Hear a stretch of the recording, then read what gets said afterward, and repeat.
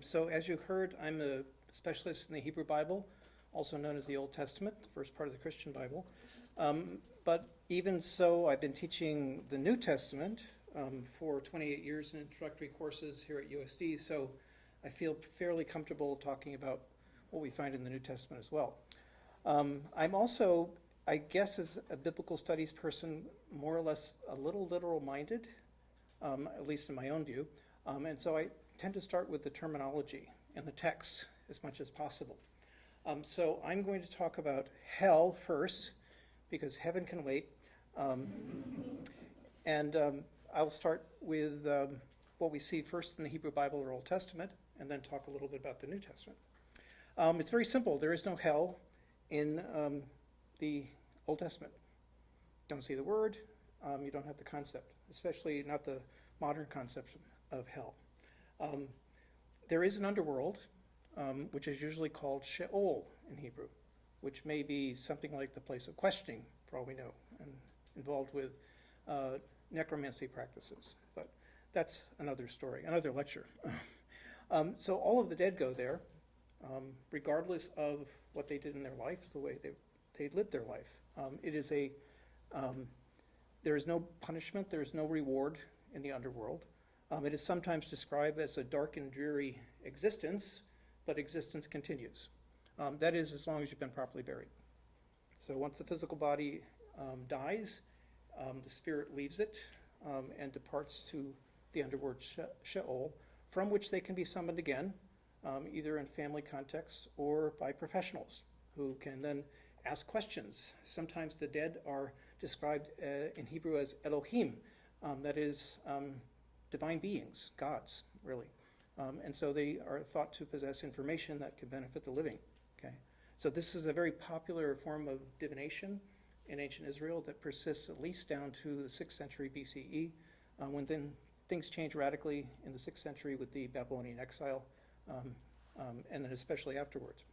At any rate, like I said, the underworld is for everybody, regardless of what you did in life. And it's very similar to Hades in early Greek religion or mythology. Not great, but not evil either. Okay, so kind of a neutral zone. In the New Testament, there is hell, or at least the word is there. Okay, and it appears in English and other translations, modern translations in different languages, like German, for example. But the Greek text, when you look at the Greek original text of the New Testament, it has the Greek term Gehenna or Gehennes, which we would say as Gehenna. Anybody familiar with that term, Gehenna? Yeah, some of you? Good. Excellent. Good. You can explain it to me. So the Greek original always has Gehenna, or the equivalent, and the Latin translation also has it for those passages where hell appears in English in the New Testament. So wherever hell is mentioned, it's really Gehenna we're talking about. Okay, there is no hell per se in the Greek original. So what was a Gehenna and where does it come from?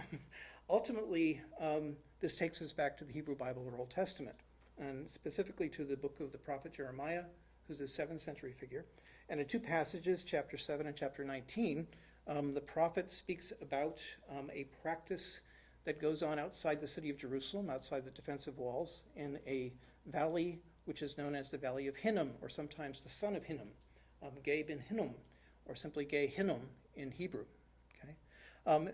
In that valley, apparently, the Israelites were accused of sacrificing their children, passing them through fire to what may have been a god Molech, which was either the name of a sacrifice, the name of a god, or perhaps a way of referring to Yahweh, the God of Israel, indirectly. The judgment is out on that one, okay? Because we don't have quite enough evidence. At any rate, the prophet condemns this practice and threatens the people who are doing it with somewhat of a similar fate. He says that Yahweh will literally pile up their dead bodies in the place where they had formerly been sacrificing their children. So the Valley of Hinnom becomes the Valley of Slaughter, as far as Jeremiah is concerned. But Gehinnom becomes, through Aramaic, Gehenna. So we get Gehenna from this passage in Jeremiah, passed through the Aramaic language to adjust the vowels a little bit.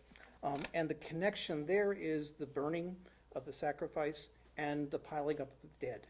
So Gehenna becomes associated with fire and the dead. Okay? So Jeremiah threatened this fate, well, for the sake of Yahweh, I guess you could say. So this is a starting point for later conceptions of Gehenna as a place where the dead are burned, or at least tormented in fire. Okay? So it has nothing originally to do with hell. In fact, it's actually a place on earth originally. Okay? By the time we get to the 2nd or 1st centuries BCE, so sort of the build up to change of the era, Gehenna has become the place of fiery punishment for the souls of the dead, either immediately after their death or after the final judgment of all the dead. Okay? So how does Gehenna become hell in New Testament translations? It's all in the translation. Our earliest fragmentarily preserved English translation of the Bible are already using the Old English equivalent of the word hell or hella or something similar. I don't know the exact pronunciation, for these passages. So where they have Gehenna or its equivalent in the Latin translation of the Bible that they're using, they have put hell in. So there's always a connection there, and what we get is this connection working out in English and other languages it's related to. Okay? So some languages, for example, French, go in a different direction with this. They come up with a different term, but English and related languages go for hell. So that's how Gehenna just goes to hell. Okay? So let's talk briefly now about heaven. And again, we'll start with the terminology. This goes back again with the Hebrew Bible, Old Testament, to the Hebrew word shemayim, which is actually a plural noun. So there's not just one heaven, but multiple heavens. In the Hebrew Bible, it's not clear how many there are. We see phrases occasionally of the highest heaven, and presumably the higher the heaven, the better off you are. Okay? And what's interesting is that this is simply part of a very, I guess from my perspective, simplistic cosmology from ancient Israel, which shares a lot in common with other ancient Near Eastern cosmologies. That is, we have a three-tier universe. We have the heaven at the top, we have the earth, which is the realm of living beings, and we have the underworld, which is where the spirits of the dead reside. Okay? So they're just three layers. The top layer, the upper layer, is the abode of God and other divine beings, who also, if they choose, can visit humans on the earth or even go down to Sheol if they choose. Okay? So they can slum and visit us down here, but normally they stay up there. In fact, some books in the Hebrew Bible, like Deuteronomy, see God as transcendent, always in heaven, never ever on earth. Other traditions have exactly the opposite view. He's always wandering around the earth, never staying home in heaven. So this idea is very similar to other ancient Near Eastern cosmologies, as I said, especially those from ancient Babylon. Heaven was a sort of gated community. Humans were not wanted and were not allowed in heaven. The only two humans to go to heaven in the Bible, the Hebrew Bible or Old Testament, are exceptions to this rule. The first is Enoch, whose story is found in Genesis chapter 5. And the second is Elijah, the prophet, whose story is found in 2 Kings 2. Enoch is a personal buddy of God, according to the stories. They're very brief. They walk and talk all the time, and then finally God just takes him home. So the understanding of later traditions is that he is simply taken to heaven alive. Consequently, he learns all the secrets of heaven. And you have this wonderful literature developing later in Judaism, all attributed to Enoch, which talks about speculation on cosmology, the structure of the universe, the fate of the universe, and all this cool stuff, because he's up there and he knows, right? Elijah has a similar fate, except he's sort of a pyromaniac. He's associated with fire strongly in the stories about him. So at the end of his human life, in 2 Kings chapter 2, he is swept up in a fiery chariot, drawn by horses of fire, and goes to heaven alive, just like Enoch before him. He has an interesting fate. According to later tradition in the Hebrew Bible, he is to be sent back before the day of the Lord, the day of Yahweh. And New Testament writers pick up this idea, and they equate him with an early figure, John the Baptist, as Elijah returned. Okay, so they're working this tradition, especially the Christians, from that angle. So Elijah and Enoch pay a price. It's probably fair to say that they're no longer considered human once they move to heaven. So they're kind of maintaining the rule that humans don't belong in heaven. They just don't. That's just the way it is. We see the same idea in ancient Near Eastern traditions. So the story of Adapa from ancient Mesopotamia. He is a wise man who the gods fear because he breaks the wind, is able to control the wind. He doesn't break wind, he breaks the wind, okay? And so he's invited up to heaven for an interview, and he's cautioned by his personal God, now when you get up there, don't eat anything and don't drink anything, because that's a trap. So when he gets up there, he very politely turns down offers of food and water, and then they start laughing at him because they say, oh, if only you'd had something to eat, you could stay here forever. But now you have to go back. So there's this whole funny thing about humans in heaven don't belong there at all. Now in the New Testament, things become a lot less clear. Just as we begin to see with Gehenna, a place of punishment after death, there are occasional hints of reward or blessing after death for those who are loyal to God. The story in Luke chapter 16 is especially apropos here. This is the story of the rich man and Lazarus, the poor man. In his lifetime, Lazarus suffers and he dies. The rich man enjoys his wealth and comfort, and then he dies. The rich man ends up in torment in Hades, the text says, in fiery torment, whereas Lazarus ends up with Abraham, and he's comforted and he's very comfortable and happy with Abraham. The curious thing in the story is that they can see each other. Okay, so they're within sight of each other, and they can even talk to each other. So the rich man tries to get Abraham to send Lazarus back to warm his family, for example, and Abraham refuses. And he also says, I can't send Lazarus to you where you are to comfort you because there is a great chasm between us. So they can see each other. It's not clear where either party is, other than the rich man who's theoretically in Hades, but it's definitely not clear where Lazarus and Abraham are. Okay, it's not described, it's not named, but they're somewhere close enough that they can be seen. Most likely is that this is a working out of an idea that develops before the New Testament period in some Jewish writings, that Gehenna actually has different sections for different people. There's a section for the people who will be punished, there's a section for the people who will be blessed, and they're all in these holding zones, but they're within sight of each other, yet they're separated. So that may be the background of the Luke story, but again, it's not clear. It's not a clear conception of heaven or hell in the New Testament. So let's see. Yeah. Oops. Sorry. Wrong page. This is what I get for writing it out instead of typing it. To complicate things in the Bible, in the book of Daniel, initially, we have the idea of resurrection introduced. Okay? And this is something that happens in conjunction with the day of the Lord. It's a young concept in the Hebrew Bible. It emerges in the 2nd century BCE, but it becomes a regular part of Jewish belief and is inherited by early Christians who also accept the idea of resurrection, initially on the day of the Lord. So resurrection makes things complicated. If we look at Paul, our earliest Christian writer, his letters in the New Testament, Paul says that the righteous dead, those who are followers of Jesus in his view, will be resurrected on the day of the Lord when Jesus returns, and they will enter the kingdom of heaven, which Paul seems to imagine is on a perfected earth. Okay? On the other hand, Paul seems to think that the wicked dead, if I can use that term, are either destroyed entirely or tormented in a lake of fire. So we're getting these images, but they're not spelled out, and especially with the resurrection, it becomes rather confused, I guess you could say. So by the time we come to the end of the Christian Bible, we are still at a stage where we have no clear parallel to modern conceptions, popular conceptions at least, of heaven and hell. We have a ways to go, and I'm sure my colleagues are going to be able to speak to some of that development. So there you go. Heaven and hell in the Bible, or not, as the case may be. Thank you. Some part of the bio described me as a womanist theologian. I'll share a tidbit in what that means and how I'm approaching this topic.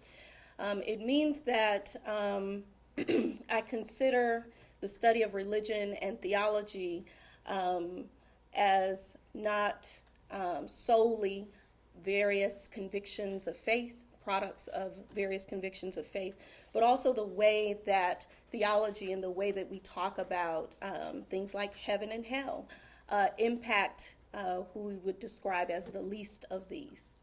And I do that from a perspective in centering Black women's experiences, particularly in this country, and how that enlightens, shares, is revelatory as we think about how we should live and what it means to be human. So from the particular to the universal. So my question, as I go about this conversation in my head that I invite you to participate with and help me think through some things, is when we think about heaven and hell, what does it mean, particularly for those, as Howard Thurman described, as those with their backs against the wall? For instance, what does it mean for a Black trans woman to consider heaven or hell?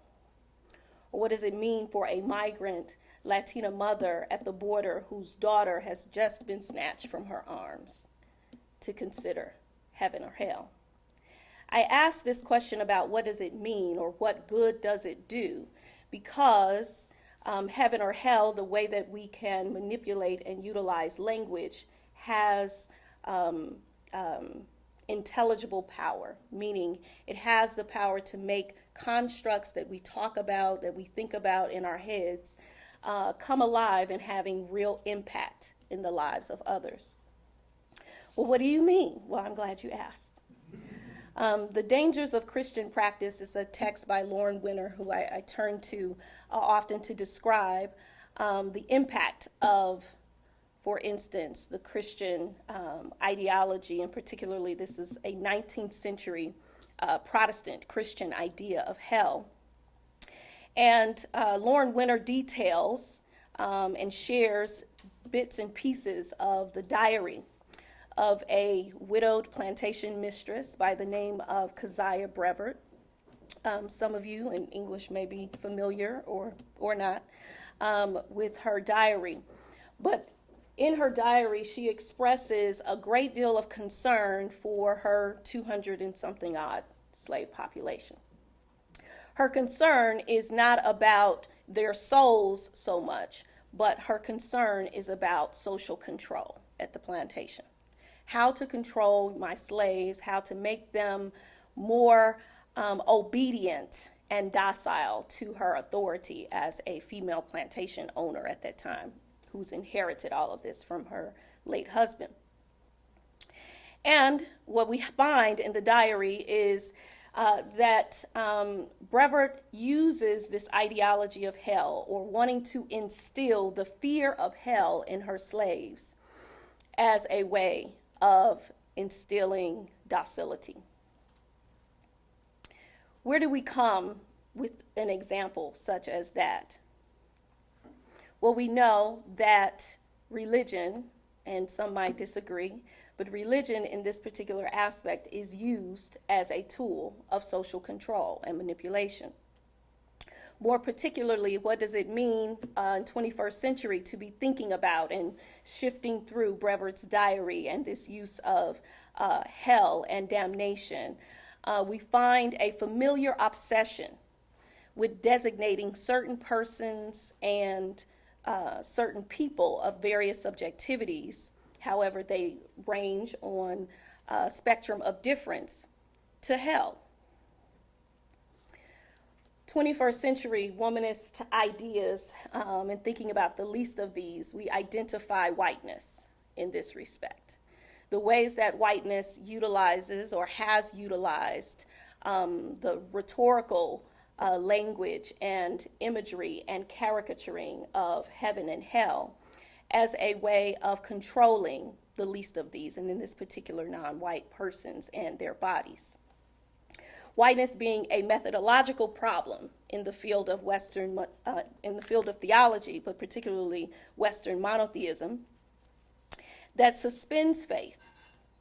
It subjugates reason through the perpetuation of what we would describe as ontological absurdities, That's a way of saying me seeing your humanity, me seeing that you live and breathe and that your creativity and all of that, but to say in the midst of all of this empirical evidence of your humanity that you are not human. That's an absurdity. We find this methodological problem and think about the impact on daily lives. I engaged womanist theologian Dolores Williams, who describes and thinks about the theorization of hell, more particularly as it has a realized eschatology, meaning that rooted in and this is over reductionistic, but for the occasion, we think about what does it mean if we think human beings have it within our creative ingenuity and power to manifest heaven-like experiences or hellish-like experiences. Dolores Williams describes the kind of reality of confinement and entrapment that the 200 and something odd slaves at the Brevard plantation might have experienced. But she describes this particular kind of manifestation of evil here on earth as demonarchy. Demonarchy, root word being demon. She defines demonarchy as, and I quote, the demonic governance of Black women's lives by white male and white female ruled systems using racism, violence, violation, retardation, and death as instruments of social control, end quote. At the heart of her description of demonarchy is Williams's aim to articulate the powers and principalities of that are not simply demonic, but a part of heaven, subjugating heaven, and in an effort to manifest or extend the territory of hell on earth. These powers and principalities oppose the spiritual and the material life of Black women in her description, and most particularly the misappropriation of resources for living. Hell being associated with the denial of resources for living. So as we think about this question of what does it mean for example, a Black trans woman or the Latina mother at the border to consider heaven or hell, or heaven and hell, is to take seriously their proximity to death, and not only to death, but their proximity to life in order to sustain living, their resources for living. Williams's theorization of evil as demonarchy, as hell on earth, hinges upon her critique of Western Christian soteriology, including that of Black theology. It's a way of thinking about theology from the perspective of Black people. To the cross-centered soteriology that requires the suffering of Jesus for the redemption of humanity, Williams finds this as a validation of violence and suffering that does not help Black women and other marginal persons to fight against the oppression to which they are subject. As theologians, it does us a disservice to simply call these things oppression, but to what does it mean to think about this cosmologically and the ethical dilemma that is at hand.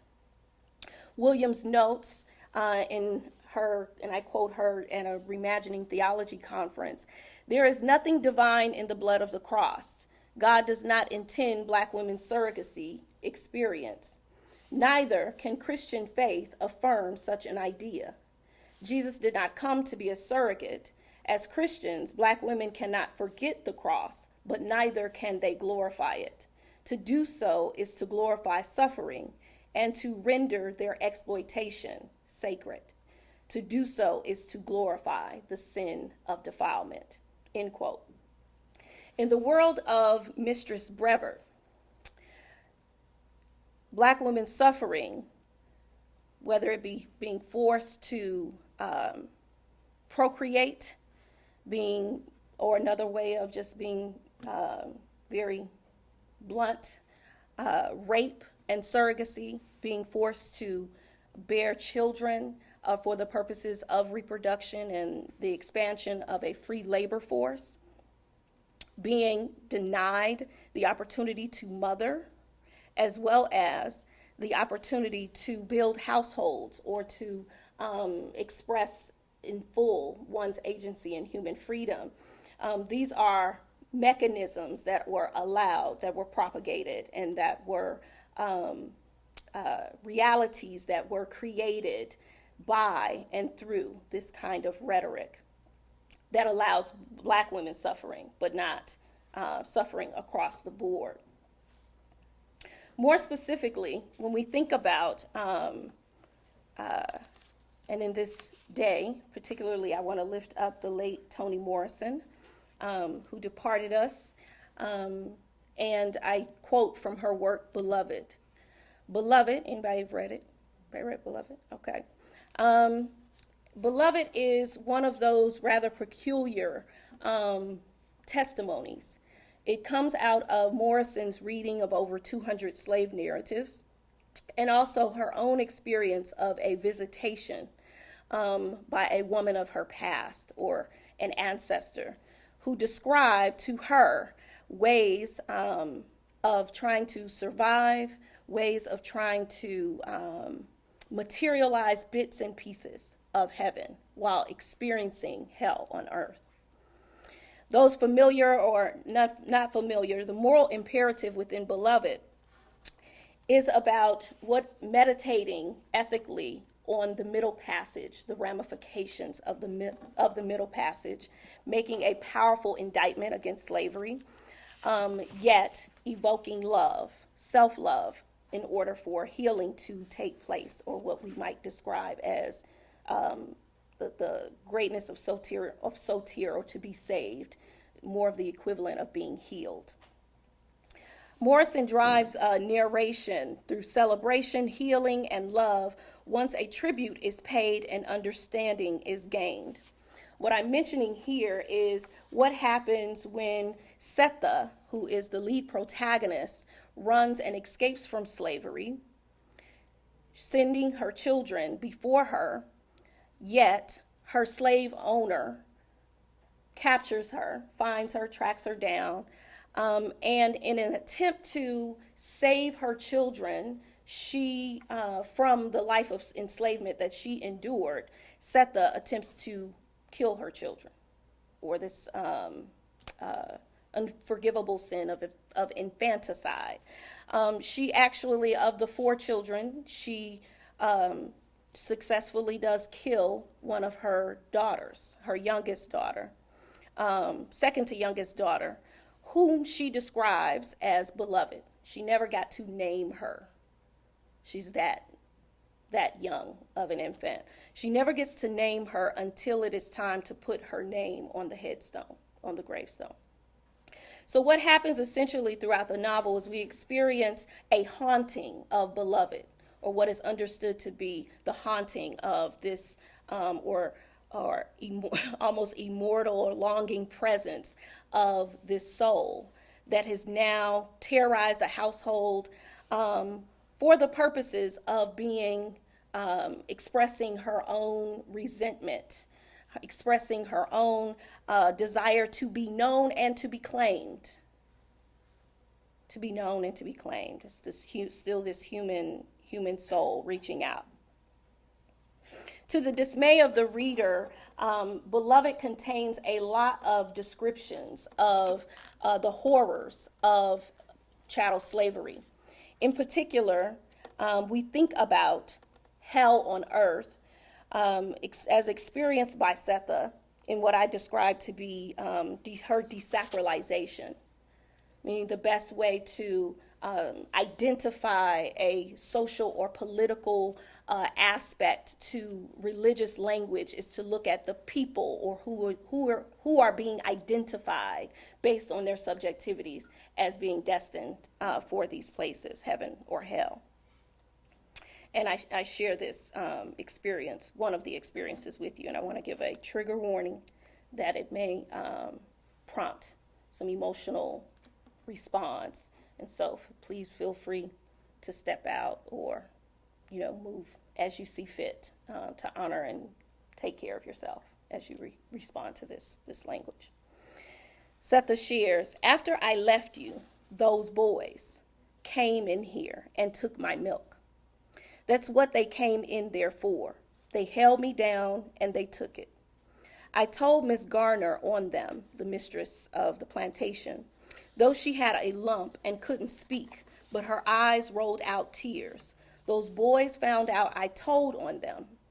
School teacher made one open my back, and when it closed, it made a tree. It grows there still. What she's describing is what happened in the novel when essentially the white males on the plantation not only rape her, but she's a lactating mom, and they literally steal her milk. They hold her down, and they remove the milk that she was urgently trying to get to her child. And so when we think about what hell looks like, hell creates a plantation.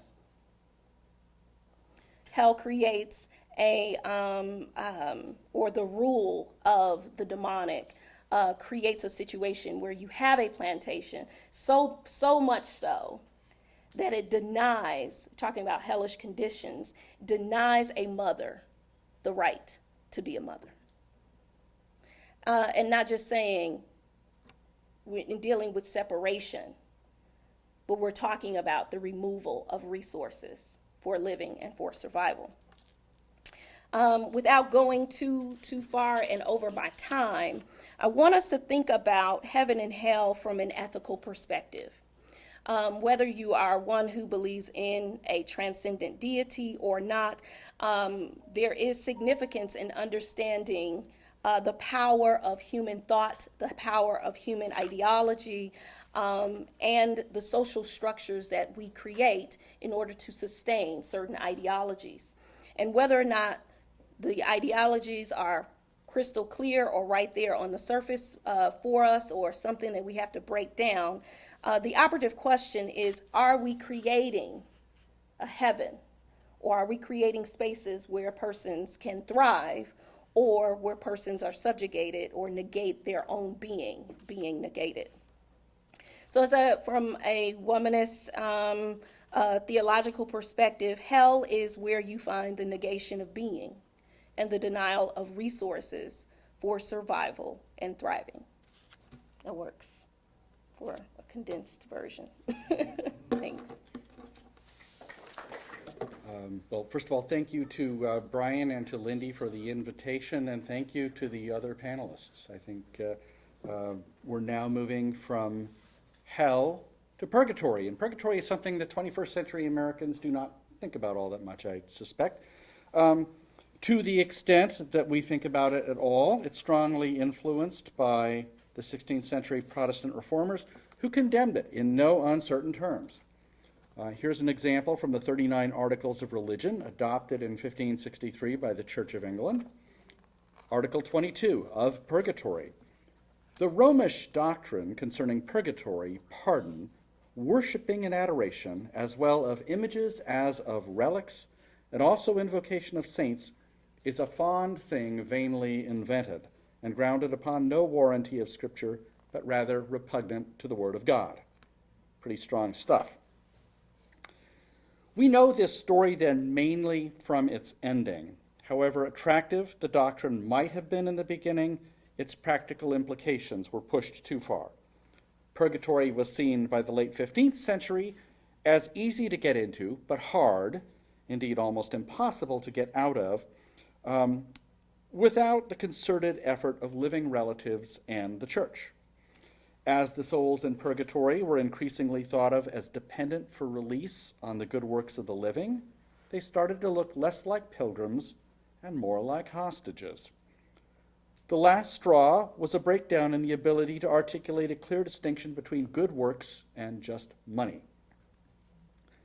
A surprising number of 21st century Americans will recognize the jingle, "As soon as the coin in the coffer rings, the soul from purgatory springs," attributed to the Dominican Johann Tetzel, a traveling salesman of indulgences who so famously attracted the ire of Martin Luther.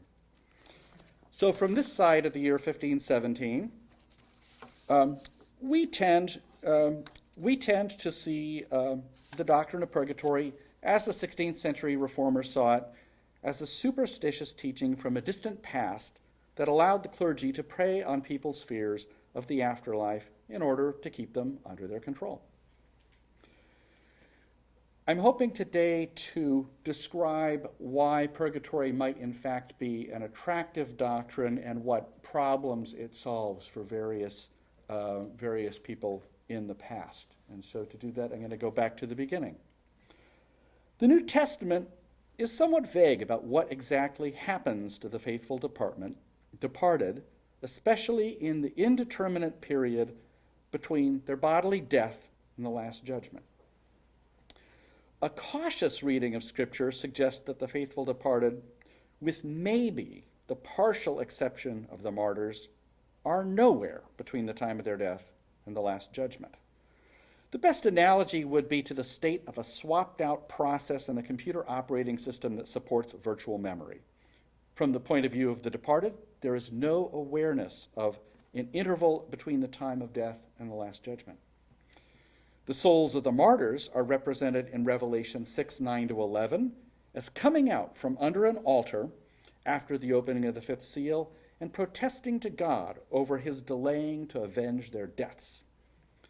They are given white robes and told that, quote, that they should rest yet for a little season until their total number is complete.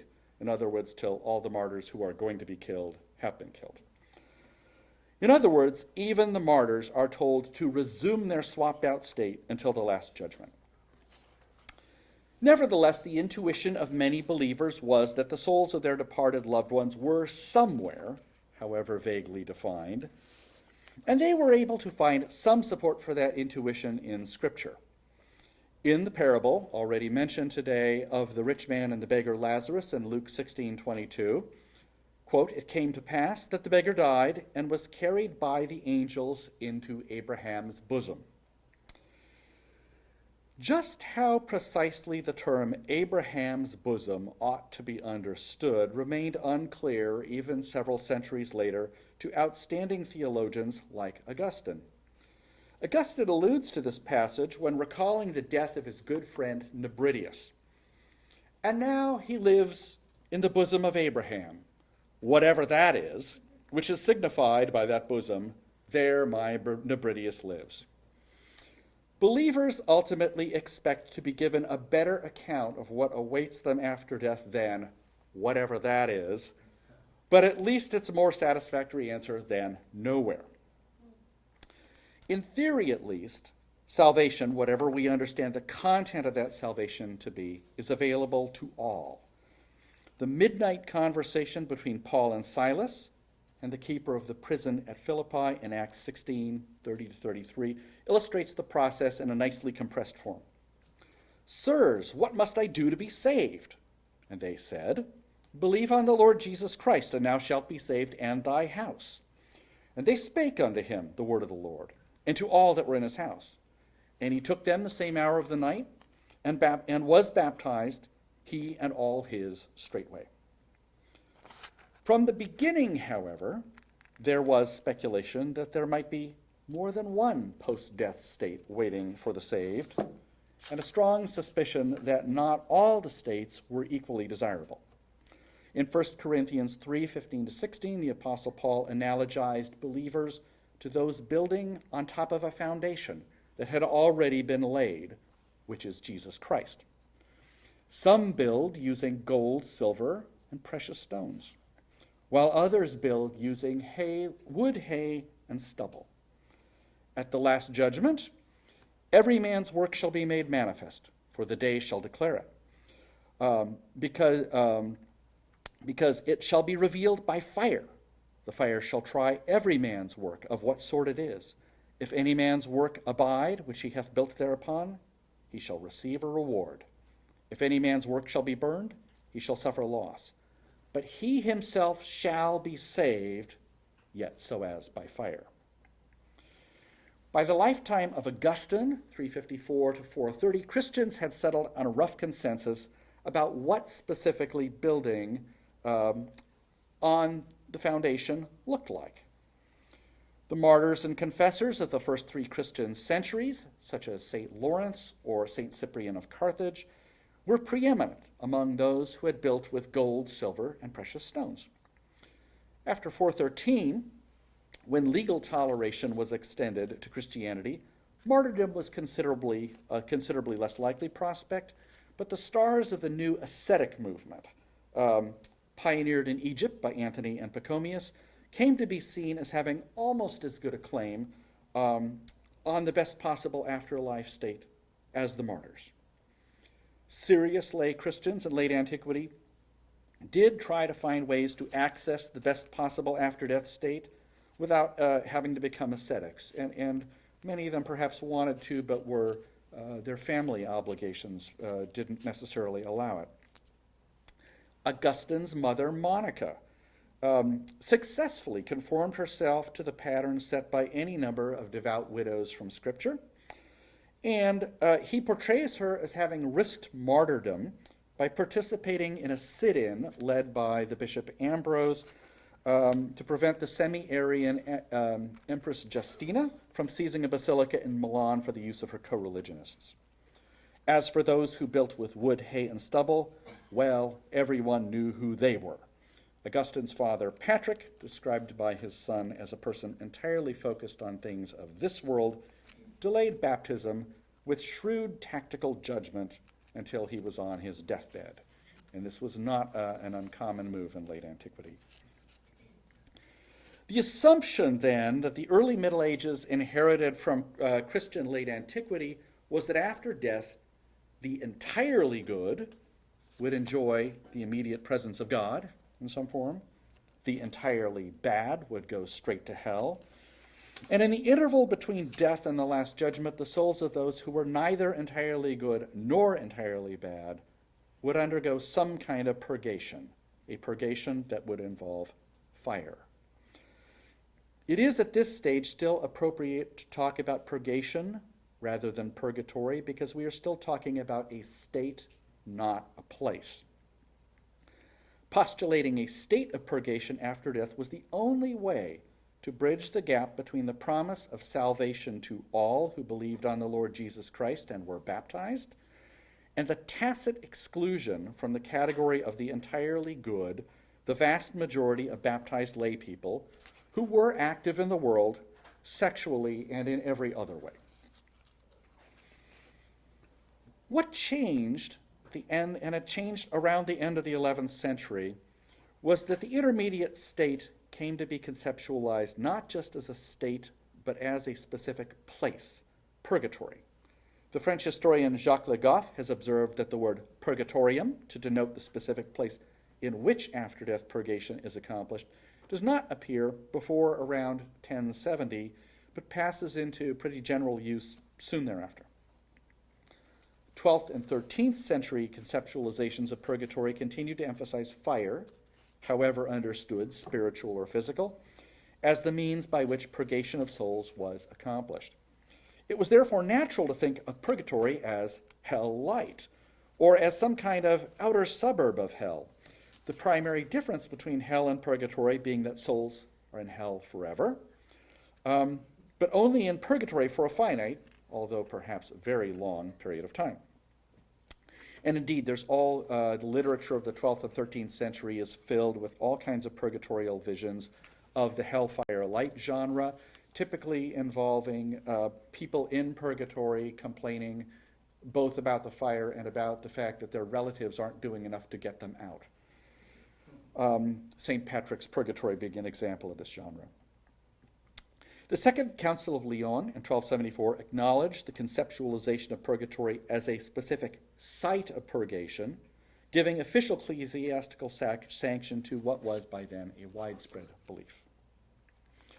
Now, I think it is obvious that Dante Alighieri did more than anyone else, popes, saints, councils, theologians, to turn the doctrine of purgatory from one that solved an urgent social problem into one that was profoundly appealing to a literate, though not necessarily Latin literate, lay audience in the 14th century.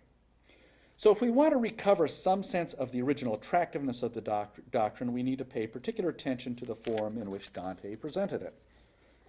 One of the most important ways in which Dante popularized the doctrine was by moving purgatory out of the suburbs of hell. Location, location, location. Dante instead envisioned purgatory as a massive mountain, higher than any other on earth, rising out of an otherwise empty ocean in the southern hemisphere. It's a very beautiful place. Another way in which Dante popularized purgatory was by making it a site for human spiritual growth and change, in contrast to the two entirely static worlds of heaven and hell. In this regard, purgatory is the most interesting afterworld in the Divine Comedy. In hell, the damned that Dante and Virgil meet and converse with are still to some extent connected to the world of time. Their punishments would not make sense if they didn't experience the passage of time while suffering. But they are totally fixated on the moment that got them into hell, to the exclusion of almost anything else. Whatever passion or hatred got them there, they are incapable of letting go of it. Think of Count Ugolino and Archbishop Ruggieri, locked in the ice in the ninth circle with Ugolino gnawing on Ruggieri's head forever in Inferno 32 and 33. You get the sense that if another traveler were somehow able to retrace the pilgrim Dante's footsteps, each sinner would tell them the same story about the same moment, probably in exactly the same words. Similarly, the heaven of Dante's Paradiso is just as static as the hell of his Inferno. Paradiso follows the same narrative structure as Inferno, which is a descent through the 9 circles of hell, and Purgatorio, which is an ascent through the 7 terraces of Purgatory. But unlike hell and Purgatory, it's made clear that Dante's ascent, now guided by Beatrice, through the spheres of the Ptolemaic heavens, is an illusion or a projection for the pilgrim's benefit. Unlike the souls in hell and Purgatory, the souls in heaven don't really have a place of their own, but enjoy God to the limit of their varying capacities in the same sphere. And this is 2 lines from Paradiso 4. They have shown themselves here not because this sphere is allotted to them, but to signify the celestial one that is least exalted. To speak thus, your understanding is necessary, for it takes from sense perception alone what it later makes worthy of intellection. Dante presents purgatory as a process of specifically Christian ascesis, or spiritual training, while leaving at least a little room for some specifically human virtues. Dante's Purgatory is structured as a set of terraces representing the 7 deadly sins: pride, envy, wrath, sloth, avarice, gluttony, and lust. The souls in Purgatory ascend through each of the 7 terraces in that order, purging on each terrace the sin in what Dante considers a symbolically appropriate way.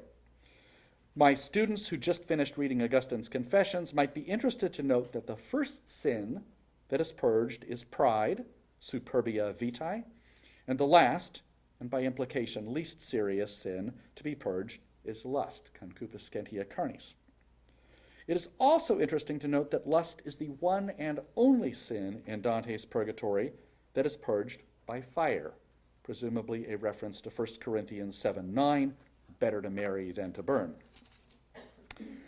The use of the 7 deadly sins as an organizing principle is significant, insofar as the 7 deadly sins are a medieval adaptation or generalization of the 8 bad thoughts of Evagrius Pontus, who died around the year 400, great theoretician of monasticism.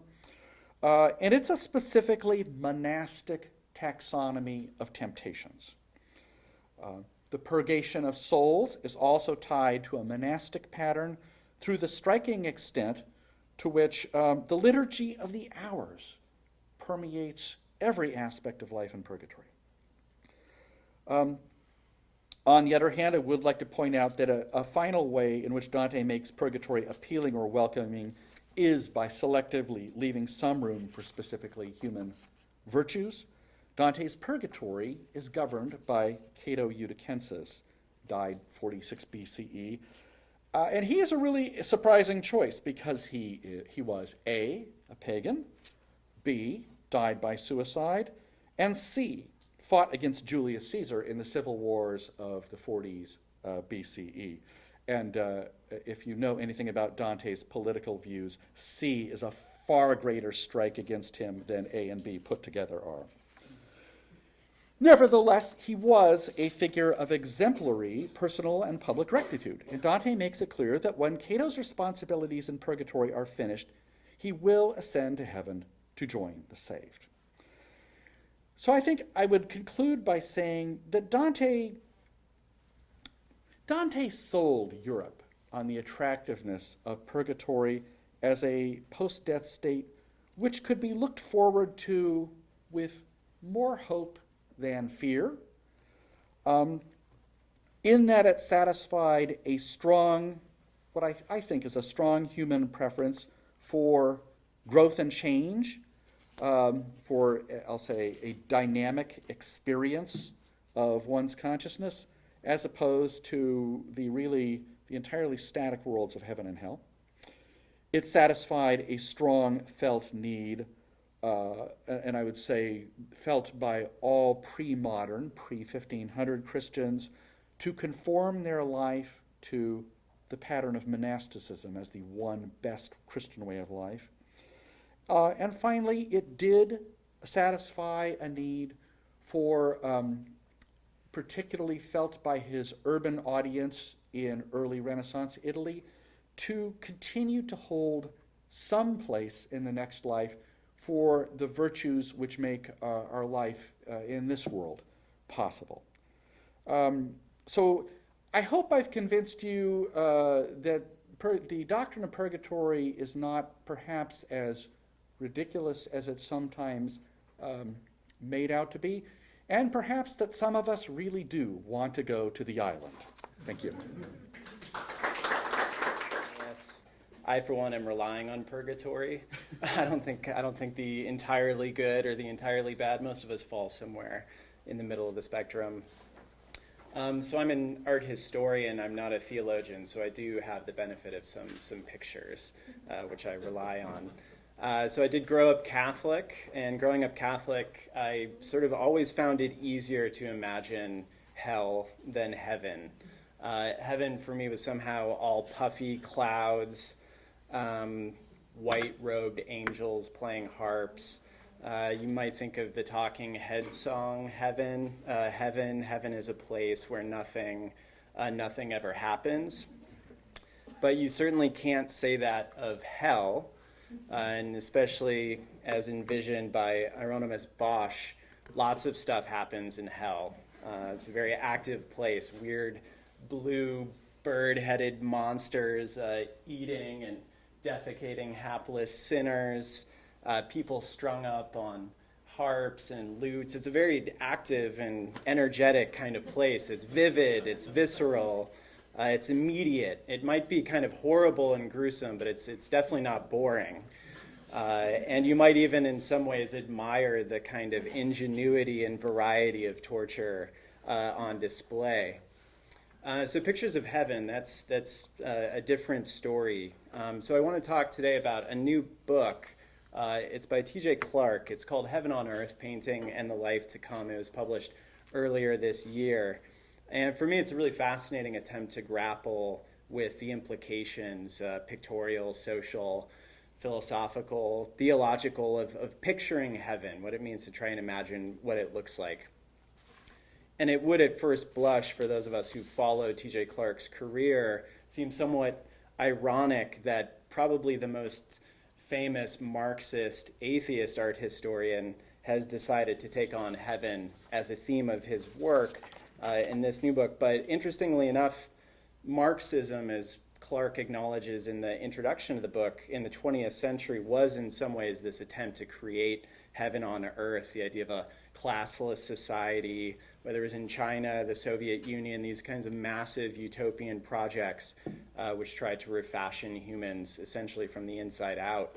And at one point in the book, he compares, I think really brilliantly, Peter Bruegel's Tower of Babel to Tatlin's monument to the Third International from around 1920, and uses both of these as images of this attempt to reach heaven or almost take heaven by storm.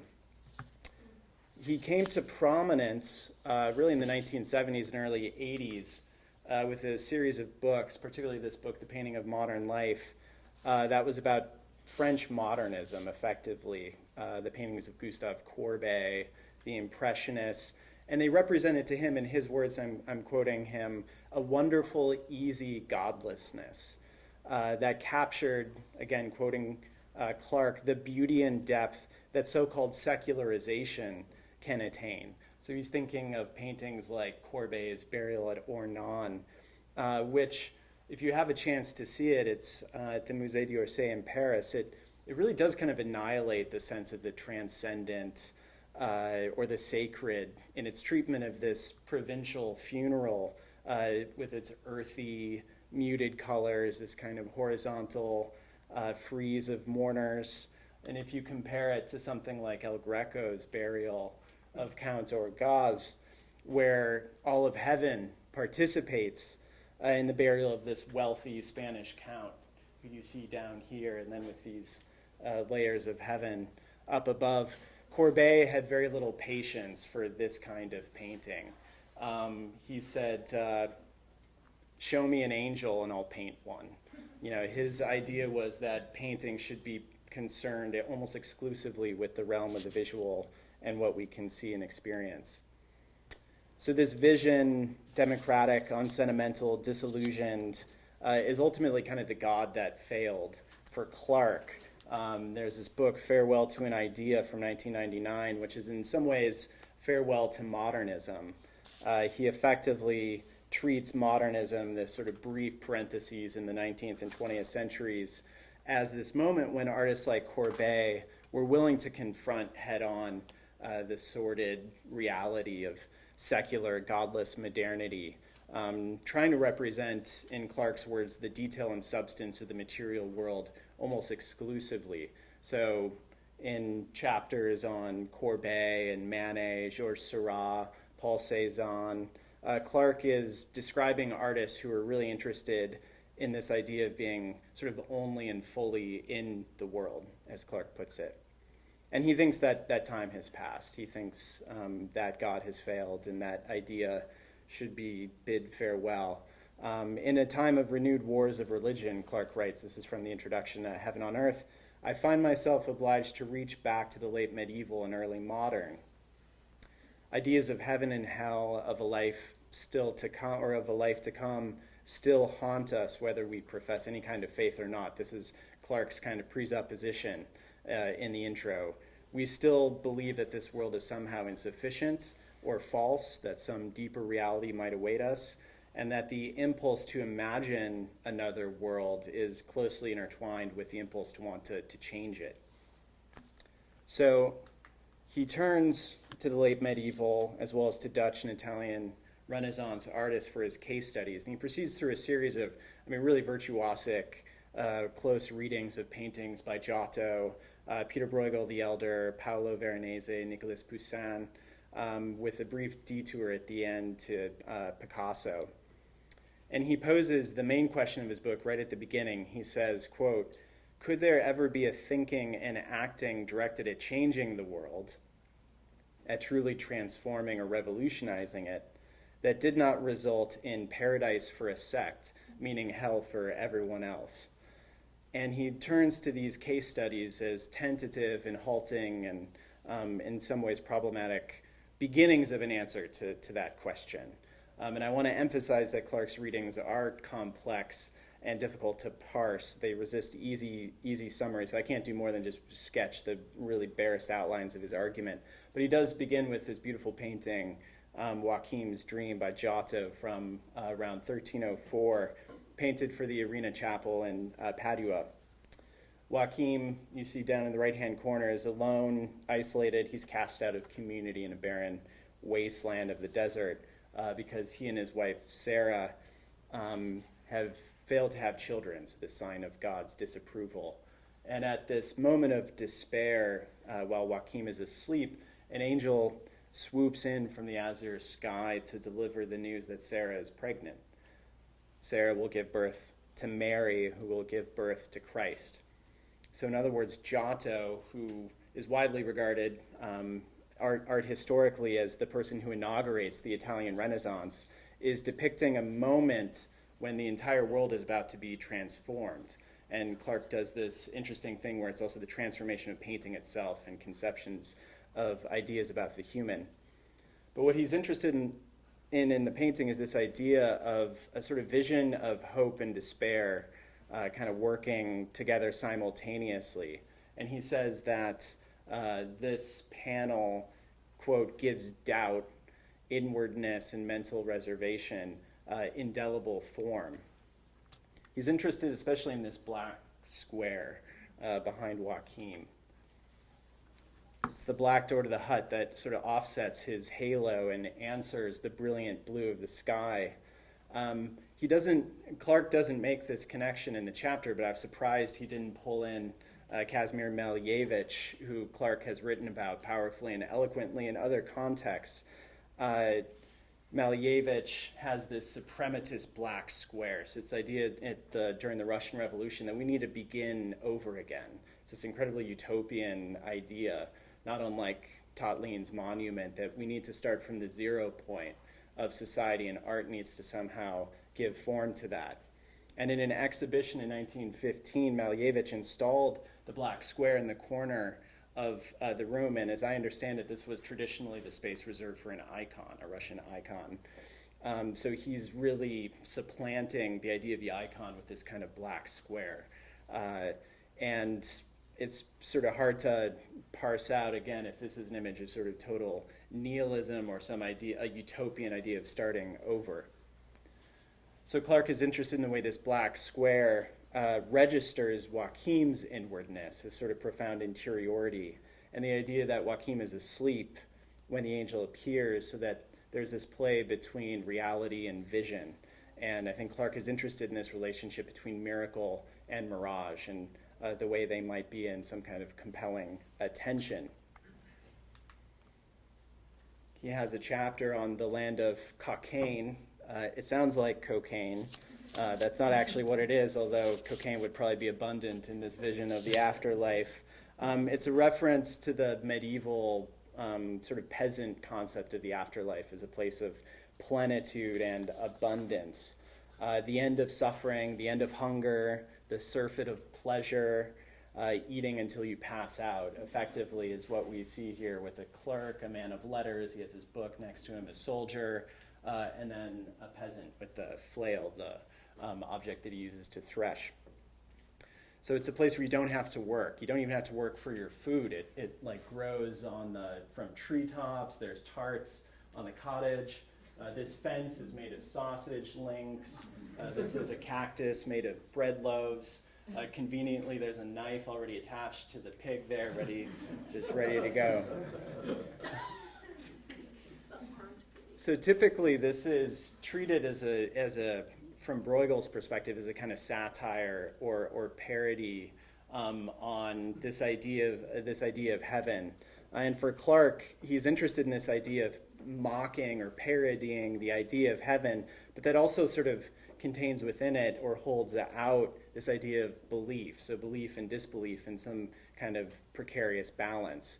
So I'm going to quote Clark, who writes that Bruegel's vision is something like having the thought of an alternative world shot through with a consciousness of its impossibility, maybe even its absurdity, but not having the disbelief invalidate the thought, insisting quietly on the contrary that the thought keeps alive a necessary dream, a horizon of action and consciousness, an insubordination intrinsic to the human. So if I understand Clark correctly, and I'm never entirely sure that I do, there is something that's this is what's indispensable about images of the afterlife, or images of heaven, or even this sort of peasant version of it, that it keeps alive or in play sort of alternative possibilities for the life to come. It opens up a horizon of possibility for thinking about the world in the here and now and what it could possibly be. He talks about these four paintings The Allegories of Love by Paolo Veronese, an Italian painter, made around 1570, possibly a ceiling decoration, so these interesting orientation where we're looking at the figures from below. And each scene corresponds to some idea associated with love, infidelity, scorn, respect, and then the happy ending, the happy union. And Clark writes that this concept is fairly cliched, but that Veronese's treatment of it is original. So I'm going to quote Clark here. Again, difficult to sort of entirely follow his logic, but I think worth thinking about. He says, quote, "In Allegories of Love, Veronese entertains the idea of a life lived by a set of men and women apparently transformed by something, some lordly freedom, some nobility, some power of desire or understanding that has made them, though they are recognizable, more than ourselves." And this is a sort of convention of the Italian Renaissance, these almost superhuman beings. And this is a plug for the university galleries and the exhibition that's on display there now, Christ, Life, Death, and Resurrection. You see amazing drawings and prints from the Renaissance that bear this out. So the Renaissance, continuing Clark's quote, we may think was never so grandly exultant in its dream of superhumanity, but the atmosphere in the four panels seems to depend on comedy, vulnerability, infidelity, absurdity, abjections, as well as respect for others, poised disillusion, endless reveling in the moment. So Clark is always interested in this precarious balance between this kind of, this is what we could be, but let's not forget sort of the earthiness of our earthbound existence as well. This play between higher and lower, between tangible and transfigured, distance and proximity. This is a perspective that Clark finds useful or interesting to think through, a way in which the grandeur of the human is not pitiless or invulnerable. This act of looking, of bearing witness, is what's at stake in Poussin's Sacraments of Marriage. It's one of a series of 7 paintings by the French painter Poussin on the theme of the sacraments. So here the scene is the betrothal of Mary and Joseph in the temple in Jerusalem. And like Watkins' dream, it's another moment that belongs to the narrative of the incarnation as the world awaits the Word made flesh. So one of the things that's so great about Clark is I feel like this is maybe a painting I would walk by in a museum, and it seems somewhat conventional in its approach, but he'll draw your attention to something strange or kind of unusual in the painting that suddenly makes you think differently about it. And Clark is really interested in the far left of the composition, basically the column and the figure that occupies the far left of it. It's a moment in the painting, this thin strip of light catches the edge of the column, and there's an unidentified figure sort of from the rest of the scene who's cut off. You don't see her face. For Clark, he says this figure serves as the figure of attention. And he uses figure kind of in both senses, the figure in terms of the body and maybe a figure or a metaphor, a figure of speech, as you might say. She is the one of all the spectators, Clark writes, we are convinced, who looks hardest at the miracle. But there's doubt. How do we know what she's looking at? How do we know she is even a she? How do we know that this person is not looking at the window? There's all kinds of doubts that start to, accumulate the more you think about it. He's interested in this figure as a bridge between inside and outside, between the thin strip of window light behind her and the betrothal scene in front of her. She becomes a figure for Clark of standing alone in the world, sort of outside the circle of certainty or sacrament that's happening in front of her. So like Joachim, she's this figure of doubt or incompleteness that kind of interrupts the certainty of the narrative and brings this idea of the here and now forcefully to bear visually. So I hope, as you've kind of seen from the examples that I've given, that the title, Heaven on Earth, is a bit misleading. We're not dealing with paintings that explicitly represent heaven, the puffy clouds, and the angels, and so on. There are moments that are charged with some kind of traffic between heaven and earth. Moments in paintings that I think Clark is most interested in, where the artist has attended to the specificities of the material world while imagining how that world might be transformed or transfigured. And he quotes William Blake frequently in the book. It's a sort of recurring motif.